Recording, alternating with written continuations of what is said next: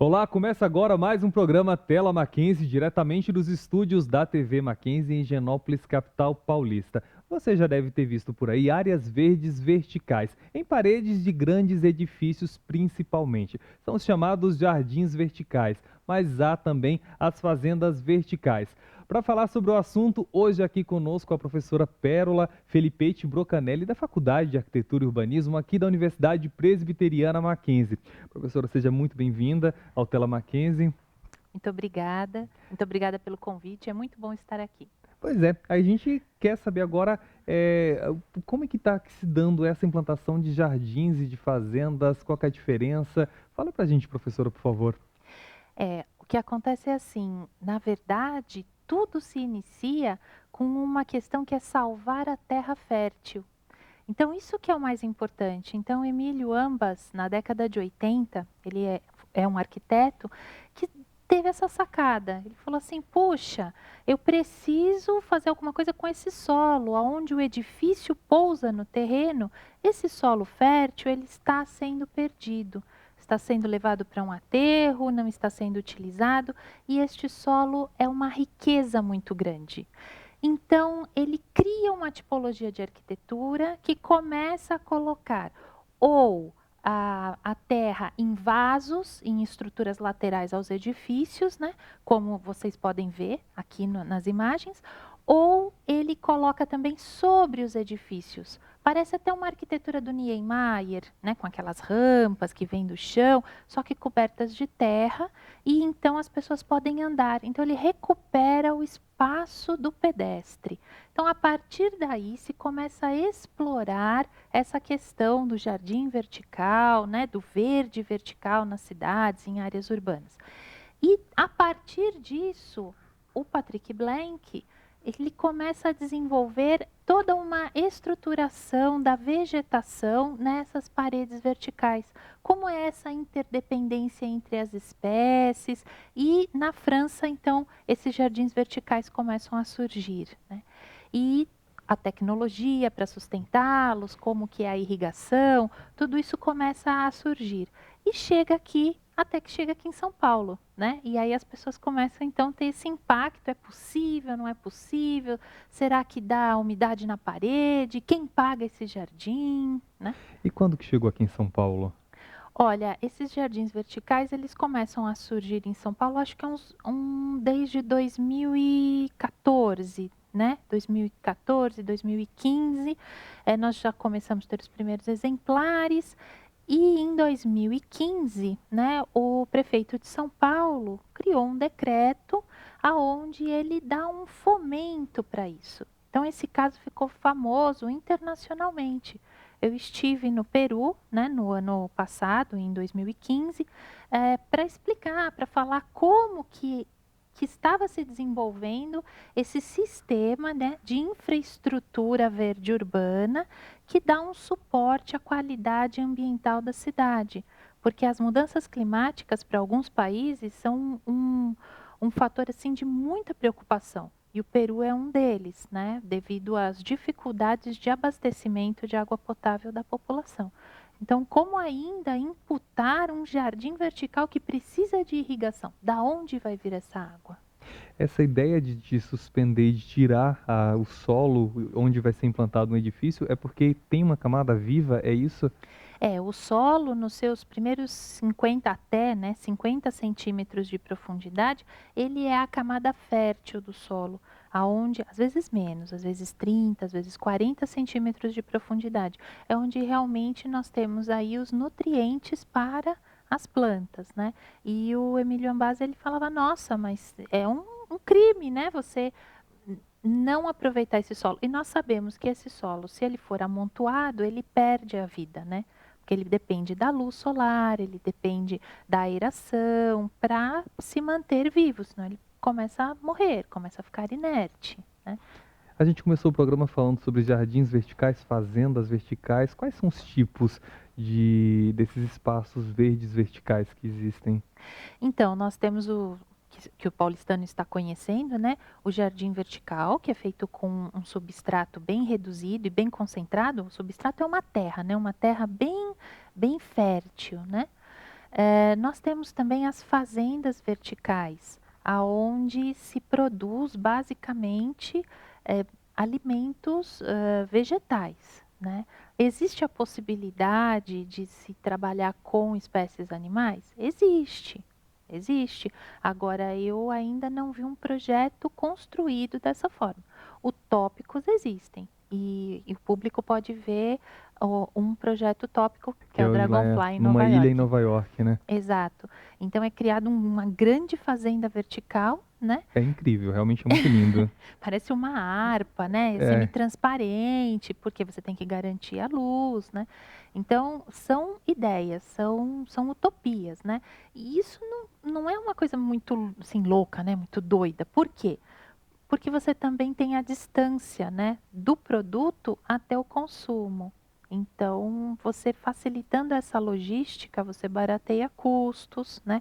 Você tem que tratar o resíduo dessa produção no próprio local da produção, que é uma das questões de buscar uma cidade mais sustentável, né. Que a sustentabilidade ela deve atender às questões ambientais, sociais e econômicas, e em todas as suas interfaces, a ecoeficiência, socioambiental, sociocultural, que são as interfaces entre essas áreas, né. E dessa forma, se você tem a produção no próprio lugar, você é obrigado a arcar com o quê? Com o custo, com o lixo, né, e também com os benefícios. Pérola, a gente falou um pouquinho sobre financiamento agora, mas a gente vai adentrar um pouquinho mais para quem estiver interessado em fazer o jardim ou a fazenda vertical, mas é logo depois do intervalo. Fica aí que a gente volta já com esse assunto.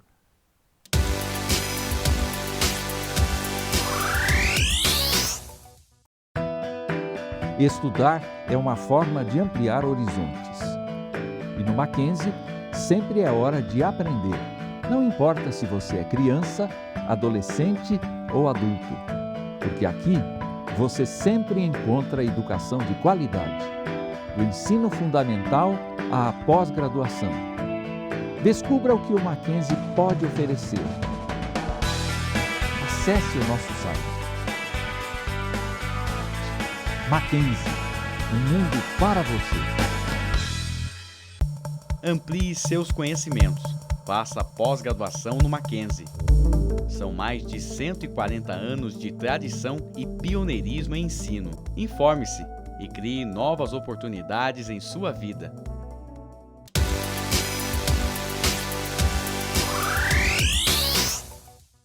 E nós estamos de volta ao Tela Mackenzie. Hoje nós estamos falando sobre jardins verticais, fazendas verticais.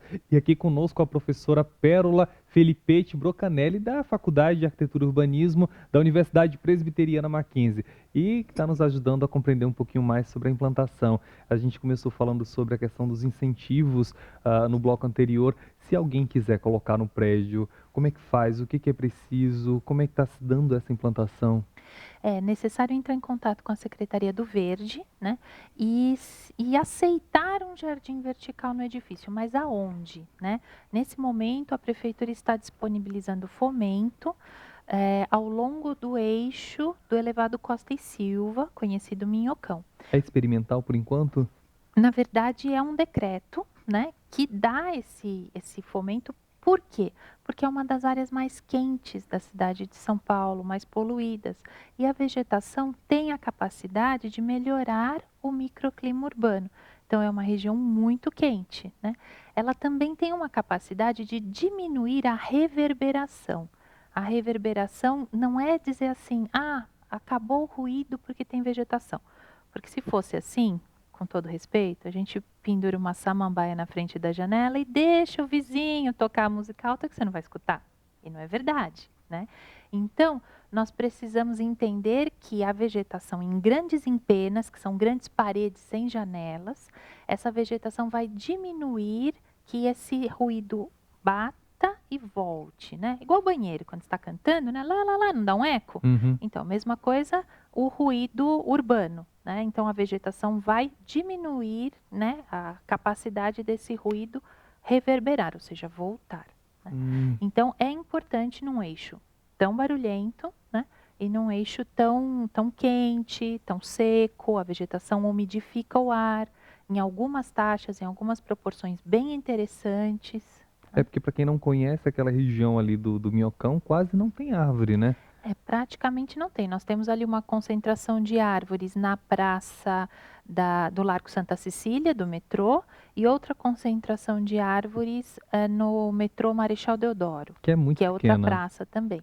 E que é só, né? Então, árvore não cresce em lugar sombreado. Então, na via que se dá embaixo do Minhocão, não dá para plantar árvores. Então, que espaço sobra? A urbanização da cidade de São Paulo, em determinado momento, em determinada época, permitiu que os edifícios se encostassem. Então, quando um era mais alto que o outro, o que, que acontece? Eu tenho aqui uma área sem janelas, só de parede, porque é a parede que cola no meu vizinho. E essas áreas são as empenas cegas, chamadas empenas cegas, aonde se pode instalar os jardins verticais. Aí, como é que entra o trabalho do arquiteto nisso, Pérola? O arquiteto ele precisa estar presente, né, para não só projetar a vegetação, porque aí você projetar o paisagismo disso, né? Porque você poderia ter um botânico à frente disso, né? Mas o arquiteto vai pensar nas questões de estrutura, se aquela parede consegue ou não receber a carga, né? Se ela tem uma estrutura de pilares e vigas na própria edificação que dá esse suporte. Como está a condição desse reboco externo, se a hora que você fizer a fixação ele vai ceder, né? Essa fixação ela é feita da seguinte forma, né? É impermeabilizada a parede, depois são colocadas cremalheiras, que são perfis metálicos verticais, que até para o nosso público entender, quando você vai numa loja e tem assim um perfil na parede, uma calhinha de metal assim, cheia de Uhum. furinhos, onde vem engata mão francesa, né? E daí tem uma prateleira, é uma peça daquela, só que com uma resistência maior, né? Para poder suportar placas ou de PVC ou de aglomerado de madeira, de madeirite, impermeáveis, né?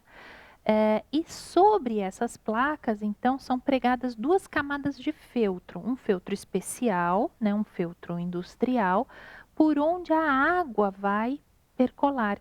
E nesses feltros, um está pregado na parede, na estrutura de madeira, né, que não é a parede, mas a estrutura de madeira. E o outro vai formando bolsinhas.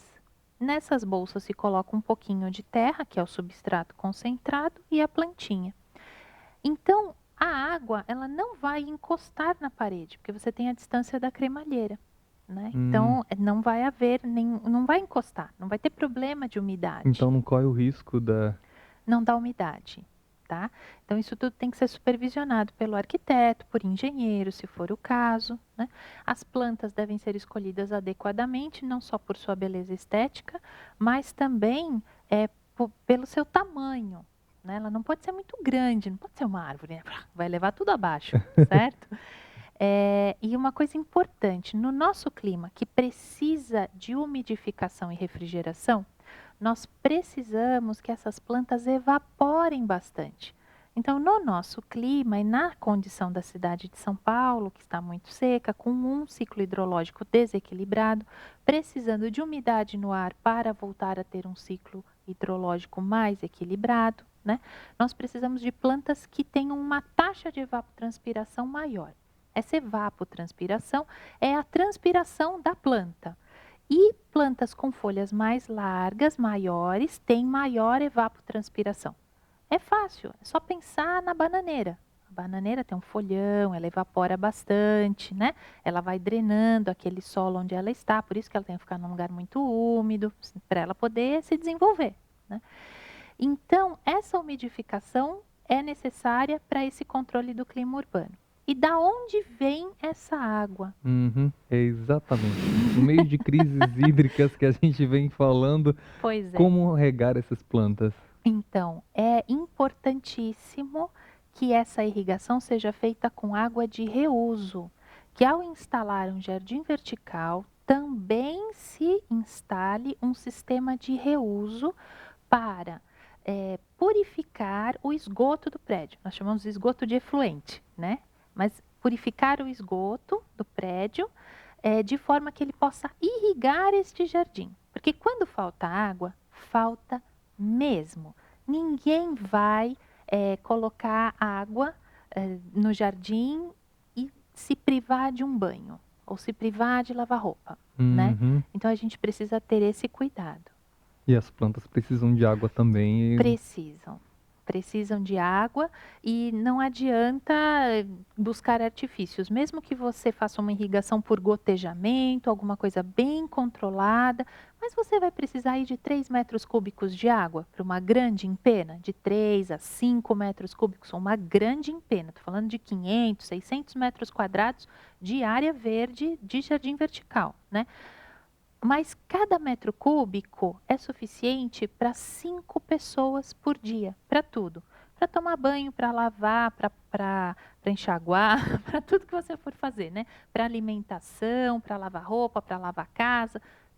1 metro cúbico, 5 pessoas. É assim que a Sabesp estima. Então, 200 litros dia pessoa.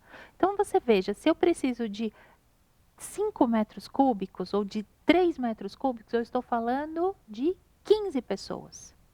Então, quando a gente passa a conta para pessoas, e quando esses jardins verticais são instalados em condomínios residenciais já existentes, onde as pessoas brigam na reunião de condomínio, quem mora em prédio sabe, né? Brigam por qualquer coisa, imagina que não vão brigar por 3 metros cúbicos de água a mais todo dia, para você ou pagar por isso, por uma água tratada, né? E que não faz sentido. Né? Não faz sentido numa questão ecossistêmica, porque a árvore, ela retira a água do subsolo, do lençol freático e passa para o ar. Então, esse jardim vertical, para ele ser efetivo em uma questão ecossistêmica, ecológica, ele precisa captar essa água de uma fonte que não seja a potável e aí transferir para o ar. A gente vai continuar falando sobre o assunto, mas daqui a pouco, agora que começaram a aparecer as possibilidades, a gente vai mostrar também algumas fotos de modelos que já foram implantados, mas é logo depois do intervalo. Fique aí.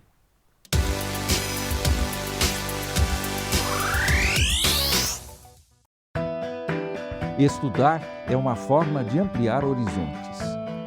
E no Mackenzie, sempre é hora de aprender.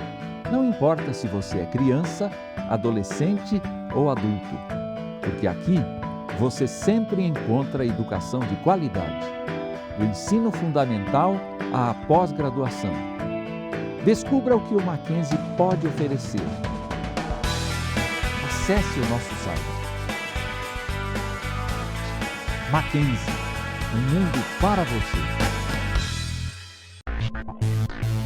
O mundo oferece muita matéria-prima. Pedra, madeira, metais. Mas já imaginou ter que usar tudo isso exatamente do jeito que a gente encontra na natureza?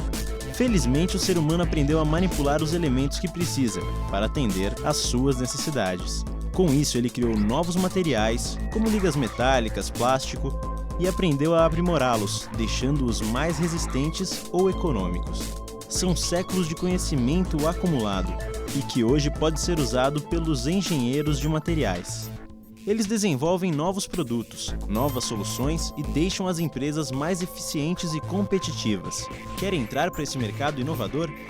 Então faça um curso de graduação nessa área. Você vai estudar metalurgia, termodinâmica, bioquímica industrial, física experimental, entre outras matérias.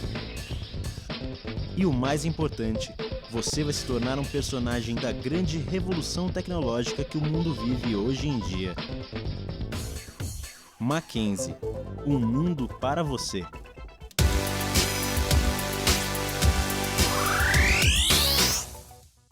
E nós estamos de volta à tela Mackenzie, hoje falando sobre jardins verticais e fazendas verticais. Professora Pérola, por favor, a gente falou nos outros 2 blocos sobre jardins verticais e as hortas verticais. Como é que elas funcionam? As hortas não, desculpa, fazendas verticais, que é a nomenclatura mais correta, né? Mas também não está totalmente equivocado, né? Porque não deixa de ser uma horta vertical, né? Nós estamos acostumados com hortas no chão, né? Hortas verdade. horizontais, né? Então, essas fazendas verticais, elas podem surgir como mais uma peça nesse sistema de infraestrutura verde urbana, que tenta recompor as ligações ecossistêmicas entre as grandes áreas de floresta que estão ao lado das cidades. Então, a cidade de São Paulo tem ao norte a Serra da Cantareira, ao sul a Serra do Mar, que são as nossas grandes áreas de floresta. Mas temos também ao leste o Parque Ecológico do Tietê e temos áreas de preservação ambiental dentro da cidade, dentre elas a APA do Carmo, na zona leste também. Então, e outras, né? Não vou citar todas e outras. Mas, enfim, o que interliga essas áreas, né? Como se faz essa conexão? Então, existe uma teoria chamada Teoria dos Ecossistemas, defendida por 3 professores, que são o Drumstead, Olson e Forman. Essa teoria é de 1996, onde se estuda conexões, ou seja, uma rede verde, e que atualmente é interpretado como infraestrutura verde urbana. Dentro dessa infraestrutura verde urbana, existem diversas tipologias possíveis. Dentre elas, praças, que nós conhecemos bem, parques lineares, que já têm surgido na cidade ao longo dos rios, né? Os parques lineares, nessa teoria dos ecossistemas, são reconhecidos como corredores ecológicos, porque eles permitem o trânsito maior de ave e fauna, de espécies até aquáticas, né? Tem um rio ali. E temos também os jardins verticais, porque já são instalações menores, mas que colaboram para quê? Para o trânsito da avifauna. Temos as hortas, que são consideradas também hortas urbanas, né? Em espaços intersticiais, espaços entre edifícios. Então, você pode ter hortas urbanas e podemos ter fazendas verticais. Então, existem vários tipos de soluções, né? De formas de inserir o verde na cidade contemporânea, que não é mais aquele parque só que nós conhecíamos, como o Parque de Ibirapuera, o Parque do Carmo, né? E outros parques na cidade, o Parque da Aclimação. Então, temos outras formas de inserir o verde com um objetivo específico: requalificar ambientalmente a cidade. Então, esse objetivo é para nos trazer qualidade de vida. Não é, e aí somos até um pouco egoístas, né? Não é só na ave que estamos pensando, ou no animalzinho terrestre, não é só nisso. Estamos pensando no homem. Este homem que mora nesta cidade de São Paulo, ele precisa de qualidade. Qualidade de ar, qualidade ambiental, qualidade de lazer, né? Qualidade de vida. Este homem precisa ser bem cuidado dentro da cidade contemporânea, porque a maioria das doenças, né, respiratórias, rinites, alergias, todas ligadas a um quadro de uma questão ambiental já, vamos dizer como, decadente, não é o termo? Degradada. Degradada. A gente tá falando desses jardins verticais e das fazendas verticais que têm aparecido relativamente agora, recentemente. Então, é inevitável também falar sobre nicho de mercado, já que você vem de uma escola de arquitetura e urbanismo. Como é que os alunos estão recebendo isso? Eles têm tido interesse? Eles têm trabalhado, feito projetos para isso? Eles têm tido muito interesse, até porque o jovem se interessa pela inovação, né? E a disciplina não é uma disciplina da grade, ela é uma optativa, né? Chamada Jardins Verticais e Coberturas Verdes. Ela tem sempre todos os alunos, ela é sempre lotada de alunos, né? E os alunos têm proposições que vocês podem observar, o público pode observar as projeções, né? Então, tem jardins verticais que criam espaços para piquenique, são estruturas externas, né? Outras criam nichos para pássaros, outras criam uma varanda coletiva, aonde você possa pegar salsinha, né? Que você possa ter uma escadaria coletiva do lado de fora do prédio, né? Algumas têm paredes de escalada. Então, é inovador, né? É um uso diferente, um uso vertical. É uma ressignificação desses espaços vazios que a gente tem, verticais. Exato. Mas sem nunca perder o foco, que nada substitui uma árvore. Você pode mitigar o impacto de tirar uma árvore do território, mas você não pode compensar. Essa medida ela é mitigadora. Os jardins verticais eles são uma medida mitigadora e não compensatória. Se você tira uma árvore e essa árvore tem a capacidade de evaporar 260 litros de água por dia e você tem uma capacidade de evaporar 260 litros em um jardim vertical, uma coisa não compensa a outra, ela mitiga, porque a árvore ela tem uma ambiência que o jardim vertical não tem. Então, isso que é importante, né? Que se entenda que é mais uma tipologia para compor uma infraestrutura verde urbana. Professora, nosso tempo está acabando, o bate-papo rendeu, nem segui o roteiro aqui de perguntas, porque a gente foi desenrolando, rende muito mais tempo, mas quem tiver interesse em, de repente, implantar em casa, no prédio, sugerir no prédio, ou então dar uma olhada nos projetos que os alunos estão fazendo aqui, que a gente viu que são muito bonitos, como faz? Tem algum endereço, algum site, algum blog, alguma coisa assim que eles possam acessar? Eu acho que eles podem procurar o grupo de pesquisa, a gente coloca o endereço na tela, né? O grupo de pesquisa aqui da FAO Mackenzie, e estamos, assim, muito interessados em pesquisadores, né? Quanto mais, melhor. Se a pessoa se sentiu interessada, ela quer pesquisar, ela tem alguma coisa a contribuir, venha falar conosco, mande um e-mail, pode mandar um e-mail para o meu e-mail institucional que está na Que tela. aparece aqui na tela. Isso, que eu respondo e fico muito contente em responder. Ok, muito obrigado pela sua visita, pelos esclarecimentos. Obrigada eu. Se você não conseguiu ver o Tela Mackenzie de hoje, que a gente falava sobre jardins verticais, hortas, sobre o verde urbano e também sobre as fazendas urbanas, as fazendas verticais, desculpa, você pode rever esse programa nesse endereço que aparece aí na sua tela. Ou pode ver também outros programas feitos por nós aqui na TV Mackenzie. Eu vejo vocês no próximo. Até lá!